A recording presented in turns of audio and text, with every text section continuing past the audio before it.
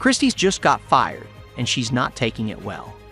Reports are coming in that she's throwing an absolute tantrum. We're talking full-on meltdown mode, folks. It's like watching a coach lose it on the sidelines, but this time it's happening off the court. But here's where it gets really interesting. This isn't just about Sides losing her cool. It's about what her firing means for Caitlin Clark and the entire Fever team. Remember that finals loss? Yeah. It's coming back to haunt Sides in a big way, as fans are now pointing to it as proof of just how poorly she handled the team. Picture this. Christie Sides is in her office chatting with the GM when he suddenly drops the bombshell. "We're letting you go." Sides completely loses it, throwing a tantrum like a toddler. Meanwhile, fans are out there celebrating her departure like it's a victory. Chairs are flying, papers scattered.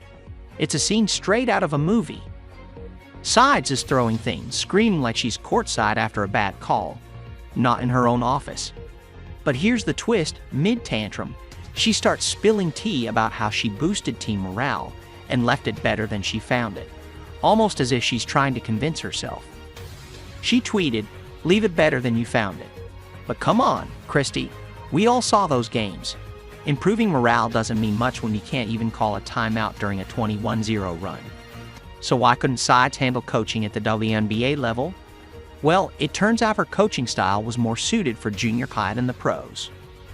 Seriously, some insiders are saying she was way out of her depth. It's like she showed up to a chess match with a checker strategy. No wonder she couldn't keep up with the fast-paced strategic world of the WNBA. You might be thinking maybe she just had a bad day, but nope. This meltdown is just the tip of the iceberg. Sides struggled with in-game adjustments and strategic planning all season long. It's like she was playing catch-up while everyone else was 3 steps ahead. Now, you might be wondering what led to this epic meltdown. Well, buckle up, because we're about to dive into the disaster that was Christie Sides' coaching career with the Fever. Trust me, you're gonna want to hear this.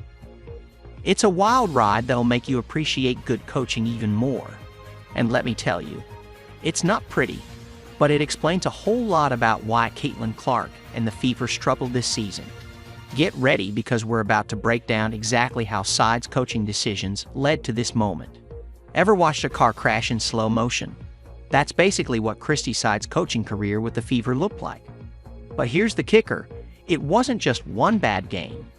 We're talking a whole season of decisions so wild, they'd make a rookie coach look like a genius. From poor substitutions to missed timeouts and defensive gaps, it was clear that Sides was struggling at every turn. Let's break down exactly how Sides' coaching decisions led here. Remember that finals loss? It's coming back to haunt her big time. But it wasn't just one bad game, it was an entire season of baffling moves that left fans confused and players frustrated. What makes it worse? She had a great team.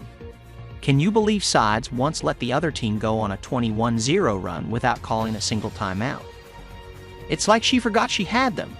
Imagine being a player on the court, watching your lead slip away basket after basket, and your coach is just sitting there like everything's fine. It's the kind of thing that makes you wonder if she was even watching the same game.